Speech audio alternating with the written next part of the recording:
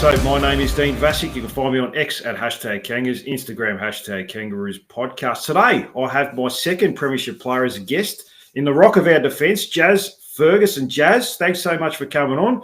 And it's been about 8 weeks since we won the flag. And how does it feel even now after all this time? Yeah, I keep using the word surreal, but it has been a surreal feeling. It's been absolutely amazing. Like, obviously, it's been a bit of downtime now, but any excuse to talk about the Premiership and relive that day and relive the feeling of winning, I'm more than happy to. So happy to be on and happy to talk about winning, because it was, a fantastic day. No, definitely. We're going to get straight into it. May as well. That's what you want to come on fourth to talk about it. So let's talk about the game. And it was a little bit of a nervy start in the first 5 minutes, but once Tess drilled that first goal, it seemed to be a theme for how we played the whole year. We seemed to get the game on our terms pretty quickly, didn't we, after that? Yeah, well, I think we were kind of expecting it to be that first 5 minutes is pretty hectic. Both teams are obviously trying to feel each other out, lots of nerves. It's been a big build-up, like obviously even having the pre-game entertainment, it means our warm-up's a bit longer. So that first 5 minutes, you've been ready to go all day to get out there. So it was good to get out there. And I think, like you said, we kind of settled into the game from there, which was nice. And then to Tess, for her to kick that straight through, and it just looked so good off the boot. I think once that went through, we just kind of knew, like, all right, we're on today. This is going to be our game. And then it just kind of fell into place after that. Just with Tess and her kicking for goal, like, I don't think she could have drilled it more centimetre perfect straight through the middle. But she's a very good kick, isn't she? I had her on a few weeks ago now, but and she seems to downplay her skills, but she's a beautiful kick, isn't she, at football? Yes, she is probably the best kick in our team. We've second best, I guess, if you go behind Bella Eddy, and obviously Carney has some great skills as well. Then obviously our midfielders are all great skills, but in terms of kicks and accuracy, Tess would be way up there, and I think she's always been praised for that, and I'm very jealous of it, being one of my weakest spots. But it's just so nice for her to show her skills as well. I think she plays a lot of confidence. So when she's confident, when she's hitting targets, going back with the flight, taking marks like she did in the game as well, it's just really nice to see. Now, you're downplaying your own skills. Now, Tess Craven went at 90% disposal efficiency. There was only one other player on the ground that went at 100% disposal efficiency. Do you know who that was? Well, my disposal efficiency is usually high, so it would be nice if it was me. But me and Ryder usually go pretty high, so hopefully one of us backline girls. That was you. So there you go. There was only one player on the ground that got 100% disposal efficiency, and that was you. I was going to mention that later, but I thought you need a bit of an ego boost. So, yeah. Now, you talked about the game and waiting all day pretty much to play it. Were you a fan of the night grand final? I mean, how was your day preparation, waiting all day for the game to essentially start? I struggled with it, and I wasn't even playing.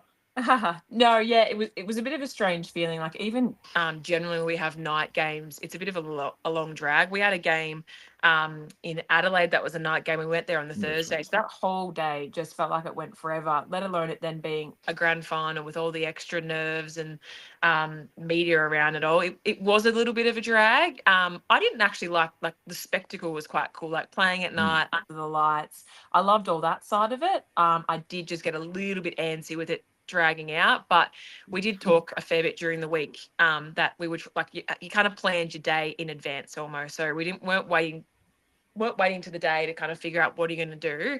It was like planned during the week. You're going to go out for breakfast, you're going to go for a walk, so we tried to keep ourselves busy. Was it trying to keep the preparation as simple as it has been throughout the course of the year? Like you said, you mentioned the Adelaide game. Was it just trying to keep I guess the nerves in check and just trying to prepare for the game like you normally would any other game? Yeah, well, a lot of us are kind of very routine based. Like, if you ask anyone in the team, every single one of us would have something we would do in particular before a game. I think it's how most elite athletes kind of prepare. So it was just about kind of keeping it the same and treating it as if it's another game, but obviously still getting excited and hyped and appreciating that it is still a grand final and they're hard to make, but preparing yourself like you're just going to go out there and play another game just allows you to kind of calm the nerves and not get too caught up in all the extra stuff going on. No, of course. And how's your preparation throughout the course of the week going into a grand final? Obviously, it's going to play on your mind a lot. How were you able to control those nerves, even during the week, not just before a game? Yeah, I think personally, I just kind of like lean into it a little bit. I find it like a really exciting week to be a part of. I think last year I probably found it a little bit more overwhelming because it was the first grand final that we'd made. So it was all a bit more new. Whereas this year, kind of knowing how it works, knowing how the week kind of pans out, I actually kind of, yeah, really enjoyed embracing it being our last session training and session for the grand final. And then you're reading out the team and you're getting around each other. Like it's actually a really fun week to be a part of and lean into that. And I think that almost then helps control my nerves a little bit because I'm almost just thinking about how exciting it is, how good it's going to be. And we obviously did have some confidence going into the game, which helped as well. Like we believed that we could win it. So that meant the whole week was, yeah, built around a lot of belief and a lot of confidence. I mean, we obviously didn't lose a game throughout the course of the year. There was a lot of mention in media that, like you haven't lost the game. Was there any extra pressure you felt? All right, we've gone through undefeated. I even heard Darren Crocker after the game say he was quite relieved because he felt like the weight of the world just being undefeated throughout the course of the year. That, yeah, did you feel any nerves about that or anything like that, or didn't factor? I think like there's always going to be that thought in the back of my mind, and I would lie if I was saying I wasn't a little bit relieved as well. But I think throughout the week, like it wasn't something again that you kind of try to focus on. You just obviously think about that going through the season undefeated didn't mean we were perfect. Like we still had games that we treated almost as a loss, and there was games that we didn't play very well. So we didn't take it as like we were that was so far above everybody else. It gave us just a lot of confidence that we knew even if we didn't play our best, if it was the first 5 minutes and we were down, we still knew that our best, like, yeah, our second best is still quite good to compete. And then if we could just get the game going our way, we knew that we could, yeah, beat Brisbane. And we obviously proved that as well. So I think it was more about using the season as a confidence tool and knowing that our best is good enough and not trying to lean into the other side of pressure. No, and pretty well summed up. And I said it throughout the course of the year on the podcast that no one can come close to us. And it was shown that no one can come close to us, even if we're not, like you said, even if we're not fully at our best. We're still going to have periods of 10, 15 minutes with the talented team where you kick 3 or 4 goals and you just run away with it. Now, we'll go back to the game. Early on in the game, and I remember the Lions got one out the back, and we did see Davidson and a couple of Lions players with looked like it was going to be an easy uncontested mark, but Davidson drops the mark, and we squared the contest. I think Bresnahan and Sarah Wright did really well there. I remember thinking, oh, this could be our day, even after that. What were your thoughts when you seen that play going on? I think you were on the mark when that kick was coming in, from what I remember. Yeah. I think, like, I don't remember thinking it at the moment, but I do remember thinking throughout the game where there was just moments you could see Brisbane were just that little bit more fumbly than us. And I think it just kind of kept giving us confidence. Like we kept saying, like, they're just not taking their mark. They're not taking their kicks. We've got them under pressure. And I think that was almost that little bit of that mental game that we came into that game, I guess, as favourites. And we'd obviously been playing so well throughout the year. We almost had that edge on them before we started. And then to kind of see them, as you said, drop a mark that was a certain goal. And then even, I guess, Ola O'Dwyer, for her standard, she was just a little bit fumbly. So I think it just fed into our confidence and our belief that we were so far on top of them that they just were, yeah, cracking under pressure and they weren't getting anything going. So it just allowed us to continue the play like we wanted. Yeah, no, definitely well summed up. Claire Cosy has come in the comments. She says, waiting for the North Backline girls to release a seltzer named Brick Wall to celebrate the undefeated flag season. Any beers or anything like that you girls going to make? Because, yeah, it was a pretty resolute defence, wasn't it? Yeah, I think we had a fair few names throughout the season. Brick Wall, stingiest defence. We just wanted to be the best defence in the league. So I think to, go through another season where we were actually ranked number 1 in majority of the defensive stats was really nice as well. I probably should give credit to the midfield and the forwards as well. They also help with our team defence. But reluctantly giving them credit. I'll give them a little bit of credit. They'll do a bit of work for me. But no, I think our back 6 and even some of the girls that didn't play could have easily slotted in there. And like we were really just gelling together really well in the back line this year. I mean, you got players like Eliza Shannon, who played in that first final against the Crows. Played a really good game, but unfortunately, had to make way for someone. It just shows the depth we've got. Even Neve Martin had a really good year. Unfortunately, couldn't get in the grand final, but that's just part of it, I guess. And they'll definitely get their opportunity in the future. Now, first half, we've seen Emma Carney turned back the clock 10 years and was probably best on ground in that first half. It must have given you all a great amount of confidence there. We've said that word quite a few times in that back half. Seen her almost turn back the clock there, Jazz, and really given some really good drive and meters gained. Yeah, I think that for me that was just like I had so much happiness for Carnes. I don't think many people saw how hard her season was. She had obviously quite a large injury and then just multiple setbacks almost within that injury, which obviously weren't displayed too much, but you could see how much it was just eating away at her, that she couldn't be out there with us. She couldn't support us on field. And even during the finals as well, she just wanted to be out there and giving it her all. And then she's not someone who likes to be managed. So even in that Port Adelaide game where she wasn't out there much, yes, we won easy, but she just has so much hunger to be out there. So to see her get out there, play, feel amazing, and then, as you said, turn back the clock. She was faking people. She was running around people. She was doing that typical duck where she gets it and gets their arm high and she gets a free kick, and they just always hate that. But it brings us as a team a lot of happiness. She's someone you want on your team and not against. No, she did a few nice moves. I was like, I don't know if you're going to get this, but I mentioned to Claire when I did the podcast after the grand final. I don't know if you're going to get this. This might be before your time, but I was thinking when she went home to Kate Sheila, she might have said to her, Sheila, the hips don't lie. I do know that song. I do like that. Yeah. No, thanks. Thanks for laughing too. I appreciate that. So now, no, I really do. Now, I remember when I had you on pre-finals, and I spoke to you about who has the most meters gained between you and Sarah Wright. Now, her last 2 weeks in the prelim grand final, she smashes her record of 279 meters gained in the prelim against the Power, 261 in the grand final, a game high 9 intercept possessions in the grand final. Were they her best 2 career games, you think? I thought she was outstanding.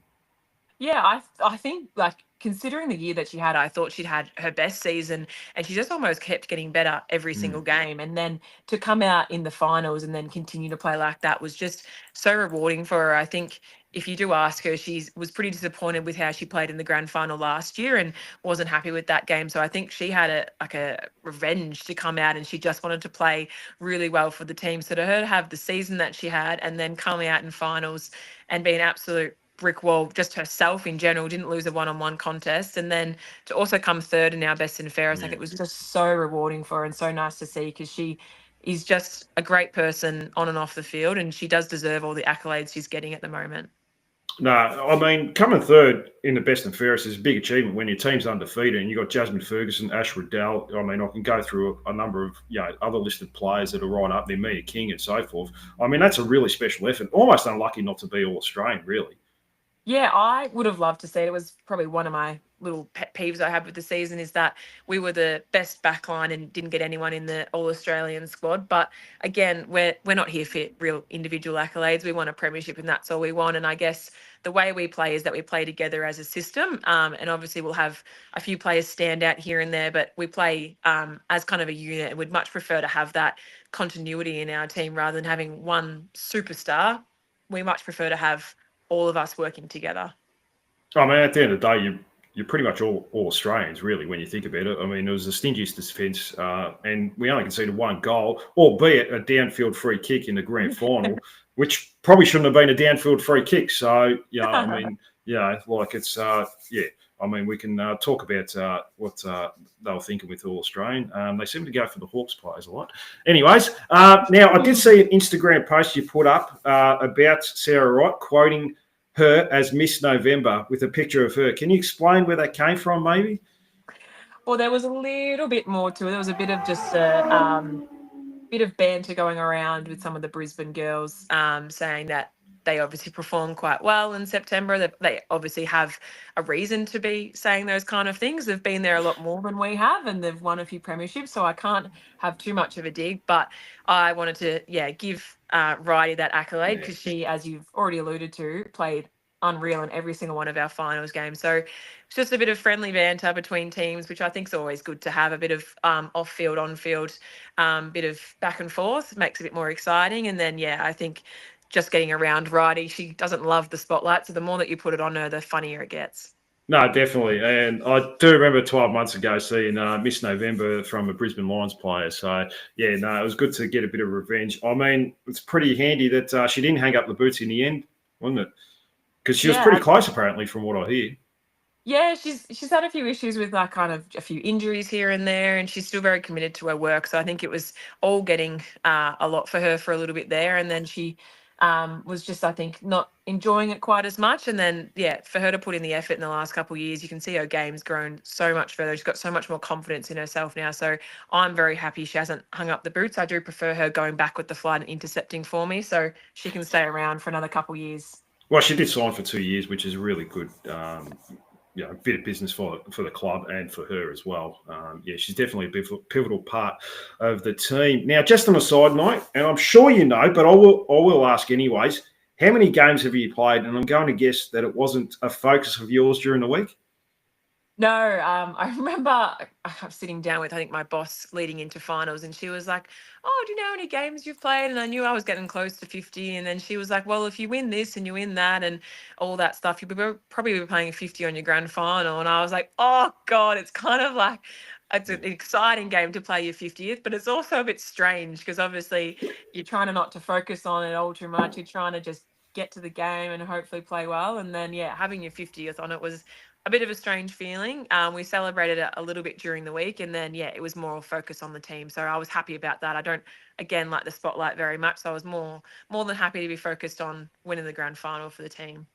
Now, just on, like, obviously it wasn't a focus or primary focus for you, but 50 games is still a pretty special achievement. Is that something that you thought you would do when you first got drafted to the club? Like, or did you have that much confidence in yourself? Yeah, I can make it in this in at this level. No, probably not really. I kind of got drafted obviously pretty late as a mature age. So just to get drafted in itself was something that I never really thought was going to happen. It was something that I was striving for, but just thought I might have missed the boat with obviously some new, more talented younger girls coming through. So to get drafted was the kind of main thing I focused on. And all I wanted to do was just get out there and train and see how I went.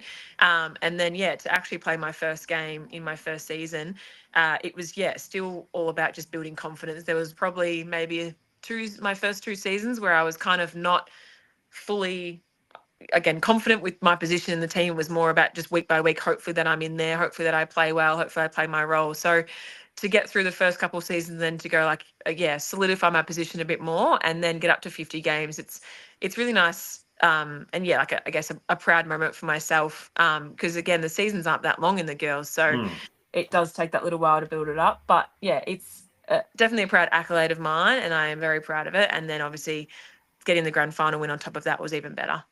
No, well, I mean, touch wood, you haven't had any major injuries except for the off season. Are you a bit nervous in the off season that you're not going to hurt yourself again or anything like that? Yes, I'm avoiding everything now. I don't need to go through that all again. I had a few little mishaps in my pre-season, off-season last year. So focusing on just getting fit, getting ready for another season, and yeah, hopefully can launch into this season because a lot of the girls are hungrier than ever, really, again. No, oh, that's good to hear. Now, second half, and I just mentioned Emma Carney before, but Jasmine Garner with 22 touches in the second half. I mean, we could talk about her for the next 24 hours, but I don't think your partner would appreciate that. But how good was she, and how good is being on the football field with her? I think you've already mentioned it, but in a grand final at the biggest stage, she steps up another level, doesn't she? I absolutely love her. She is another one who is just an absolute ripper off field. To see her performing on field week in, week out, despite never getting the recognition that she deserves, in our opinion, it's just so nice for her to get out there, perform so well. And I think one of the best things was obviously Brisbane went very negative straight away and tried to tag her straight away, putting one of their best defenders on her. So to see her just smash her out of the park still was so good to see because you just can't keep her down. She's a fantastic player, and you try and tag her, you're not going to come out on top. Well, I mean, you can try and tag her, which other teams have tried, but other players are going to step up. I mean, you've got Yes. Ashra Dole, Mia King, you've got a number of midfielders. I mean, Ruby Chiroti stepped up big time this year as well. Yeah. I mean, it's not just the Jasmine Garner show. There are other players there Mhm. that will step up if you're going to put all your effort into one player, isn't it? Correct. Yeah. And it's good to see that spread. I think that was probably one thing that elevated us this year is like we've always known Jamin and Ash are pretty good players. But I think Mia and Ruby's growth this year has been a massive part as why that midfield took another step. So it was nice for them to see those young girls really get, confidence in their game. I mean, and that's the good thing about it. It wasn't just, like you sort of said, it's a team effort, but it was those younger girls like Taylor Gatt, Mia King. They're the ones that have lifted the standard as well, and it's just it's made everyone just a better player, haven't they? Because you got all this depth. I mean, we talked about players that missed out. Eliza Shannon, Eve Martin, they'll get a game at any other club, but it's those second, third tier players that make this team so great, and big reason why we were undefeated this year. Yeah, I think that's probably an element that we were missing there for a little while. As we had a little bit of an older list, and we just didn't really have that kind of match between those more experienced players and the younger players. So I think now we've got that really good mix between there's young players, Alice, Bella, Mia, Gaddy, like those girls that are really setting the standard. And obviously they're all quite fit coming through as well. So they really set the standard for us older ones, which I guess I'm in the middle, but to kind of, keep upping the ante every single year. And I just have, as I said, we have a really nice mix between the ages now, experience, inexperience, and it just comes together really nicely on the field. Yeah, and I'll talk about another experienced individual we got in the off season as well, which will come in very handy. Now we get a goal early in the last quarter through a turnover, Vicky Wall, and it looked like it was probably over. Out on the field, I don't know if you thought it was over, probably not. When did you think in your head, yeah, they aren't winning? Anything that comes down, I'm intercepting anyway. So yeah, I mean, did you sort of start like maybe halfway through last quarter, going through your mind, yeah, we've got this? Yeah, I reckon like Vicky's goal, I think Vicky's goal, sorry, when it went through, like there was a fair bit of confidence, but we do know Brisbane can score quite quickly. So there was always just that slight bit of hesitation. And then once it was Alice who kicked that last goal, once that went through, we knew we knew we'd won it, and it was just such a cool feeling. And to actually kind of get to then enjoy the game a little bit was the nicest part. Like, got to enjoy the atmosphere. I think there's a bit of footage of me and Righty almost celebrating a bit early. We were hugging before the siren, but we were just so excited that we'd finally done it. So I think going into the last, there was a bit of confidence that we'd done enough, but you never know with Brisbane. So we definitely wanted to come out in that last quarter and still put some goals on the board. No, look, it's sometimes hard to keep you focused. You know, like when you sort of think, yeah, no, this is going to happen, especially with like 5 minutes to go. What did you do straight after you hear the siren? I can't remember what you did. Yeah, ran straight to Righty. So oh, nice. Always near her. So we ran straight together and hugged, and then we ran to where all the girls were. And yeah, I just remember being in like disbelief, but just so excited. And I remember seeing Croc and all the staff come out, and you just are so excited. You're hugging everybody. Everyone's emotional and so happy. So yeah, the feeling it's really nice to relive. Yeah, I mean that first hour, like, I mean, it's hard to explain, isn't it? Like that first hour after winning the premiership, the emotion that's going through you, it's like a drug, isn't it? Yeah, it's like disbelief, but it feels so real, and you're just so excited. And then having our families come out there as well. I remember embracing my mum and my dad and my partner, and just being like, oh, it was just such a good feeling. And you can see that they're emotional for you as well. And like even when Kane came running out, you can see how much he's invested his time into our program. He tells us when we play bad, he tells us when we play good. Like to see him excited, that feeling of hour after the game, I would do anything to get it back again. No, does it make you more hungry now to want to experience that for next year going into the season, try and get another premiership because you want that feeling again?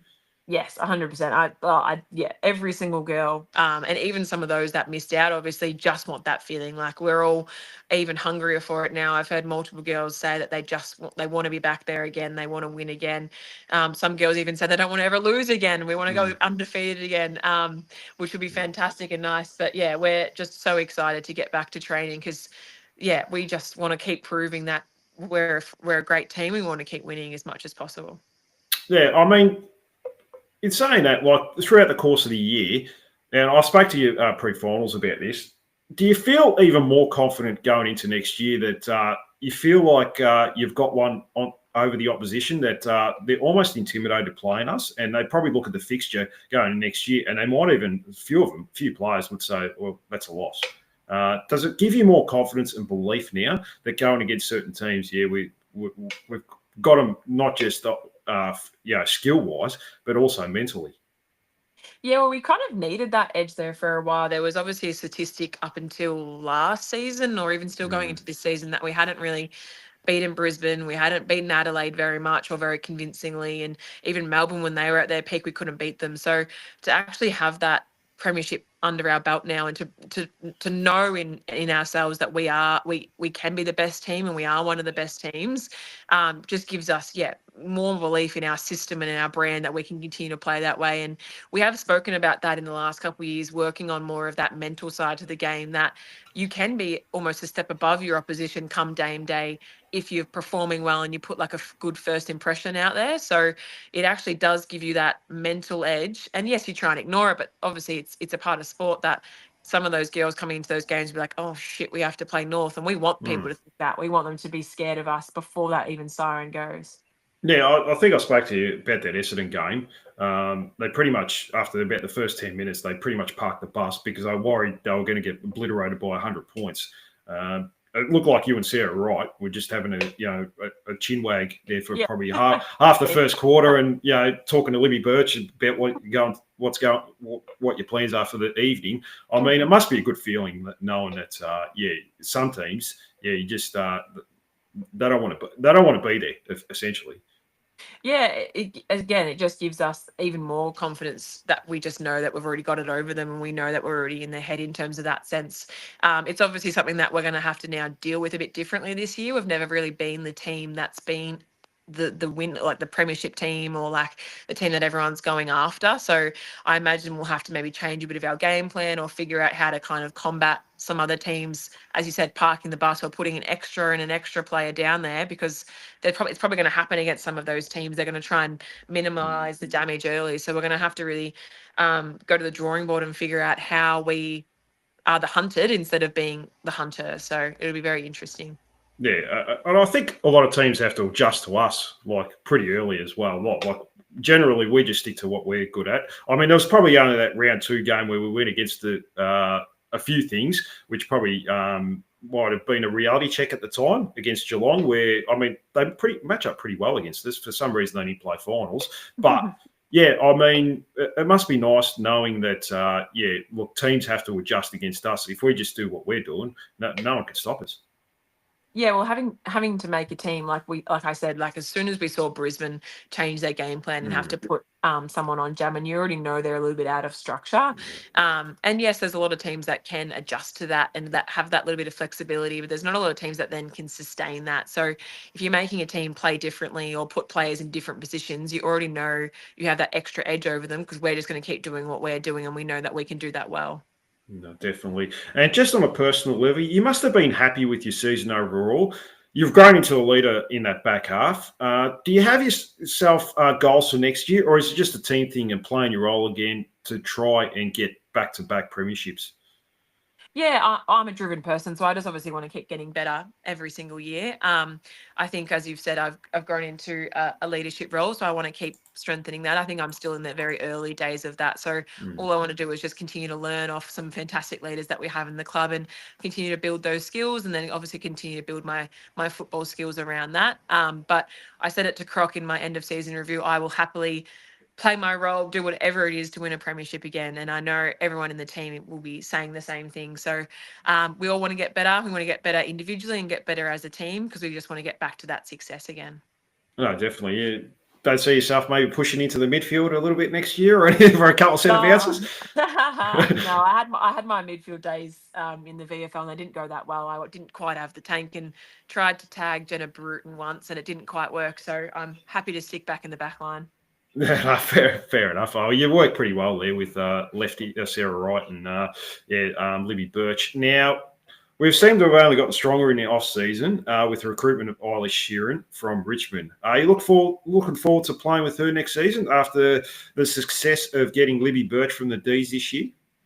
Yeah, well, she's actually one of the players that I don't like playing against because she just has, she She's a looks good like player. she's very Yeah. tenacious. She's looks extremely strong. She looks fit. Like she was always one that we flagged that could do a fair bit of damage if we let her off the chain.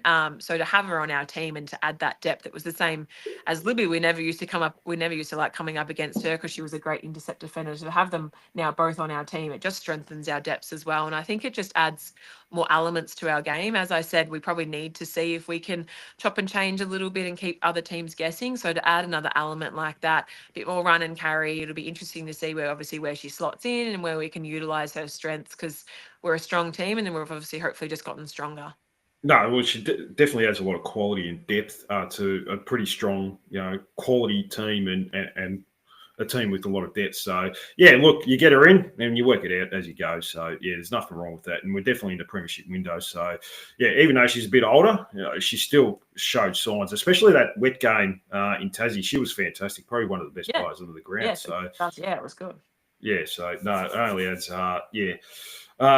only makes the team stronger at the end of the day. Now, I'm probably going to mention a couple of negatives here. Maybe how you deal with the criticism of not you personally, but the game itself. Now, I won't mention the person's name, but this individual put up a post on Instagram saying that don't put the Premiership Cup with the men's team. Now, those words, and I'm paraphrasing a bit there. I spoke to Tess, and she came in for some criticism on socials as well after she won the flag. You girls coming for a lot more criticism in the men's program. Does that affect you in any way? And maybe have you had some social media comments come your way in your DMs or anything like that? In terms of the criticism that comes around kind of the men's program, it's obviously any criticism is a bit frustrating in terms of sometimes people just don't seem to take in a lot of the context around a lot of other aspects around people when they make comments around that. But personally, I haven't received too much, which is obviously quite a good thing. But you see the casual comment every now and then that, you're cracking under pressure. Obviously, that forward played a good game and that they don't think that you were the right matchup or whatnot. And you just kind of, am pretty lighthearted. Like I don't take a lot of that to heart. The people commenting it a lot of the time and the people who do raise a lot of the criticism and people who aren't involved in the sport don't understand the other elements to the games. They don't understand what we're saying inside the club. They don't see much of what's actually going on. So to take those things to heart, I think it's a bit silly. There's people that want to try and bring you down, and I just think it's pointless. Don't give them the time of day. So I've never received much criticism myself or really looked into it much. And then very similar, I think within the four walls of our club, there's a lot going on to propel our club forward as a whole with the boys and the women's. And obviously it would be great if the boys can put that on to some wins this year. But otherwise, we still know that we're continuing to grow a successful club. And within the four walls, we're very happy with how it's all going. No, and usually people that make stupid comments have their own insecurities in the world and unhappy within themselves. You just hope they grow up and mature. And usually replying only gives them more fuel. So, and you're arguing with fools at the end of the day. So, yeah, exactly. That's the best way to do it. What do you think of the women's game at the moment? It comes in with mixed responses, like we talked about. And I don't think the AFL are investing enough in it to grow it personally, but we won't go down that rabbit hole just yet because I'll be here for about 4 hours. Do you see the game growing a lot? I think it's going to be in a bit of a kind of a tricky phase over the next couple of years around, obviously, that we want to keep continuing how many games we play, which then means we're going to overlap with the men's a lot more. So it will be interesting to see how they kind of navigate that because you're obviously going to have quite a few games on a weekend. So I just really want the AFL and them to invest in our game just as much. I don't really want to be put kind of, I don't know, just chucked on the end of a men's game or just chucked in front and nobody when people come. Like we really want to be invested in with our program separate to the men's. I know we're as a whole, we're all playing the same sport, but like we just want to be appreciated for the game that we've now created and the atmosphere and the culture and the effect that we've had on grassroots level. So I do really think it's going to be an interesting couple of years. I think it'll be obviously quite obvious to see how much investment the AFL want to put in it. And I just hope they, do prioritise our games and trying to get us better and better, because the closer we get to full time, the more investment they give us, the better the quality is going to go up as well. So hopefully they just continue to put a bit of faith in us, and we see our season prioritised. I mean, you look at the soccer, like the Matildas, they get more of a crowd than the actual Socceroos when they play soccer. You see, 2020 cricket, it's actually quite popular. They get decent crowds for that. I mean, there is potential there, isn't it? I mean, AFL is the biggest sport in Australia, so there is potential there if they do put in the time. Yeah, I think if they, as you said, put in the time, put in the right resources, I think it can really continue to grow.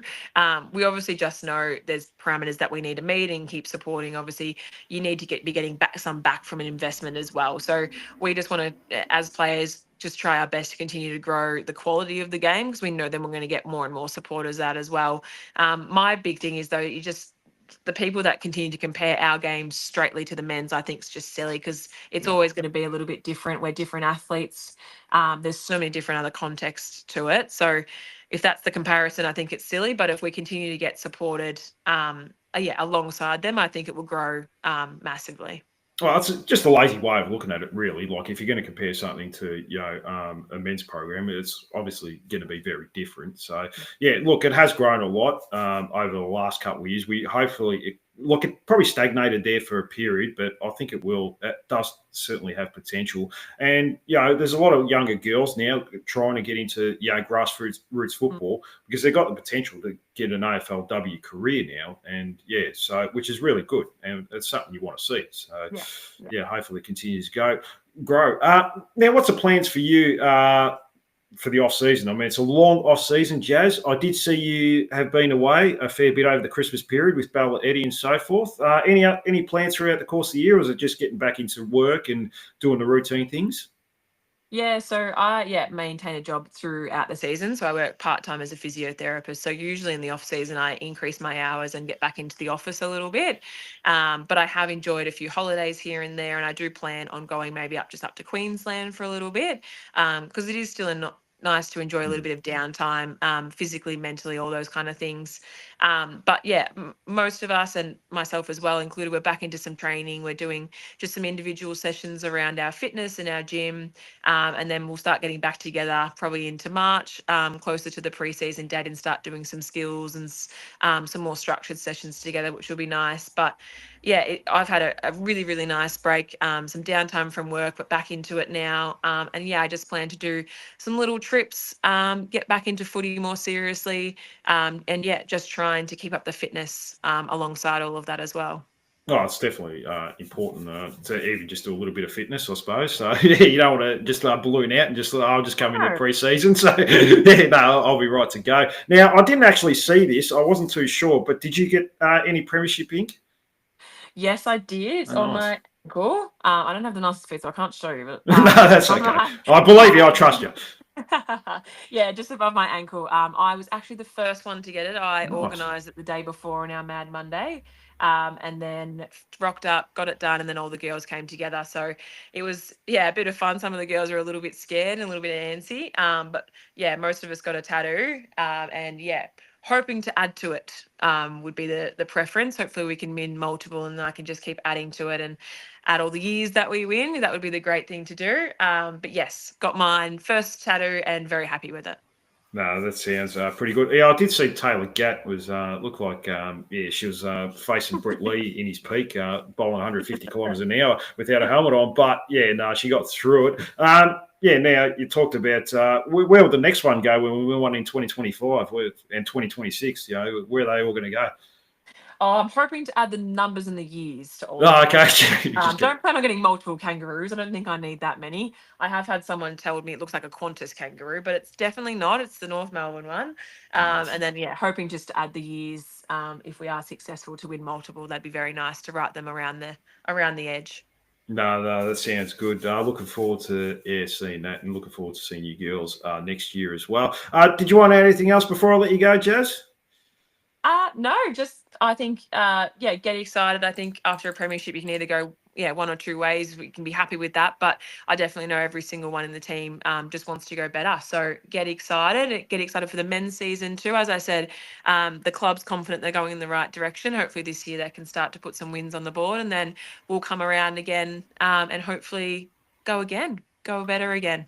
No, well, we appreciate you a lot more because, the men's team have struggled a little bit. So it's good to get, just a little bit of get humbled a little bit with the men's, and then you girls just lift our egos up and make us feel good about the world. So there's nothing wrong with that, Jazz. Yeah, hopefully I'd like to see joint success, but Yeah, I do of like course. the team that's winning, so we won't complain. No, that's it. Well, Jazz, I really appreciate you coming on. I know it's that time of year where people are just starting to come back to reality and back to work. I appreciate you taking the time today and sharing your experiences from Grand Final today. From all North supporters, not just myself, you have brought a lot of joy. I look forward to speaking to you more often, maybe when pre-season starts. You are very humble and very mature for your age. I find it hard to believe you are only 25 years old. So, full credit to you. Thanks so much for coming on. No, thank you very much for having me. I do love jumping on, and as I said, more than happy to relive that special day. Yeah, well, so was I. So it's actually good to get your experiences of what you're thinking during the game and what was going through your head. And I hope all your listeners enjoyed Jazz Ferguson. Leave a comment on YouTube, subscribe, like the pod, follow Ferg on socials. Where can they follow you? Where are you most interactive? Probably most interactive on Instagram. So just Jazz Ferguson _. You'll see all my holidaying antics on there, and then back into the footy stuff hopefully soon. And you can see her with a bit of a tan as well, getting a bit sunburnt, so which happens. Which does happen. So make sure to do that. That's it from me. Bye for now, and go Roos. No, thanks, Jazz. Thanks for coming on. I appreciate that. So, it was actually